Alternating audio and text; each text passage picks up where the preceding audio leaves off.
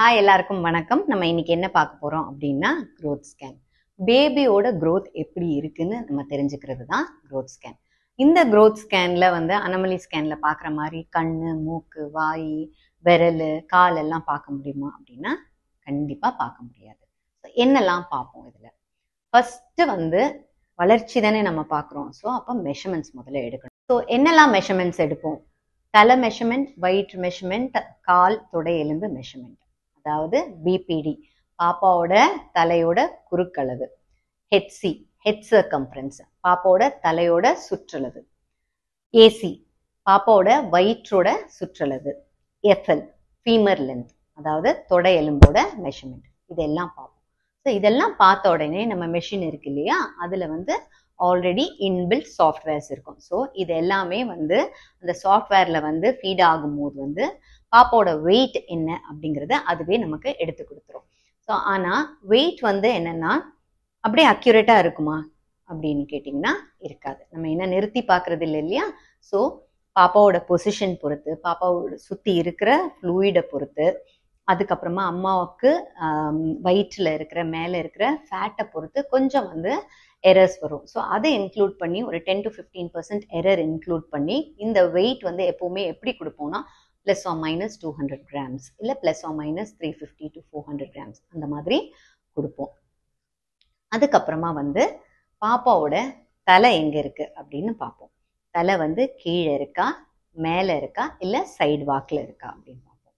அப்புறம் பாப்பாவோட முதுகெலும்பு வந்து ரைட் சைடில் இருக்கா, லெஃப்ட் சைடில் இருக்கா அப்படின்னு பார்ப்போம். பாப்பாவோட கழுத்து இருக்கு இல்லையா, அந்த கழுத்துல வந்து கொடி சுற்றி இருக்கா அப்படின்னு பார்ப்போம். ஒரு தடவை சுற்றி இருக்கா, 2 தடவை சுற்றி இருக்கா, இல்லை மல்டிபிள் டைம்ஸ் சுற்றி இருக்கா அப்படின்றத பார்ப்போம். பாப்பா சுற்றி இருக்கிற ஃப்ளூயிடை மெஷர் பண்ணுவோம். எப்படி ஃப்ளூயிடை மெஷர் பண்ணுவோம் அப்படின்னா, நம்ம அந்த கர்ப்பப்பையை வந்து 4 போர்ஷனாக வந்து டிவைட் பண்ணி ஒன்னொன்னுத்தையும் மெஷர் பண்ணி ஆட் பண்ணி வேல்யூ கொடுப்போம். ஸோ உங்கள் ரிப்போர்ட்டில் நீங்கள் பார்த்தீங்கன்னா அதில் இருக்கும் 10 சென்டிமீட்டர், 12 சென்டிமீட்டர், 14 சென்டிமீட்டர் அந்த மாதிரி ரிப்போர்ட்டில் கொடுத்துருப்பாங்க. ஸோ இதை வந்து நம்ம ஆம்னியோட்டிக் ஃப்ளூயிட் இண்டெக்ஸ் அப்படின்னு சொல்லுவோம். அதுக்கப்புறமா வந்து பாப்பாவோட ஹார்ட் பீட் வந்து நார்மல் ரேஞ்சில் இருக்கா அப்படின்னு பார்ப்போம். நஞ்சு கொடி எங்கே இருக்கு? முன்னாடி இருக்கா, பின்னாடி இருக்கா, மேலே இருக்கா?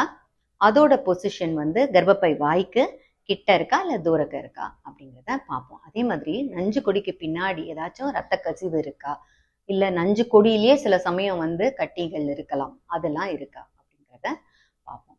முக்கியமானது கர்ப்பப்பை வாய் வந்து மெஷர்மெண்ட் வந்து கரெக்டாக இருக்கா, வாய் க்ளோஸாக இருக்கா, ஓப்பன் ஆயிருக்கா அப்படிங்கிறத பார்ப்போம். அதுக்கப்புறமா வந்து இப்போ பேபி மெஷர்மெண்ட்ஸ் நார்மலாக இருக்கு, ஃப்ளூயிட் நார்மலாக இருக்கு, பொசிஷன் எல்லாம் கரெக்டாக இருக்கு. வேற என்ன பார்க்கணும் அப்படின்னா, நம்ம கர்ப்பப்பைக்கு போகிற ரத்த ஓட்டம், குழந்தைக்கு போகிற ரத்த ஓட்டம், இது ரெண்டுத்தையும் பார்க்கணும். கர்ப்பப்பைக்கு 2 ரத்த குழாய் போகுது, அதாவது யூட்ரைன் ஆர்டரிஸ். அதை வந்து மேப் பண்ணி மெஷர் பண்ணி அந்த டேட்டா கொடுப்போம். அதே மாதிரி பேபிக்கு போகிற பிளட் சப்ளை வந்து 2. ஒன்று மூளைக்கு போகிறது, அதை வந்து நம்ம மிடில் செரிப்ரல் ஆர்டரின்னு சொல்லுவோம். அதுக்கப்புறமா தொப்புள் கொடியில் இருக்கிற அம்பிளிக்கல் ஆர்டரி. ஸோ இந்த ஆர்டரியும் வந்து மெஷர் பண்ணி அதோட வேல்யூவும் கொடுப்போம். ஸோ இது ரெண்டுத்தையும் மெஷர் பண்ணதுக்கு அப்புறமா வந்து நமக்கு வந்து செரிப்ரோபிளாசென்டல் ரேஷியோ, அதாவது சிபிஆர் அப்படின்னு ஒரு வேல்யூ கிடைக்கும்.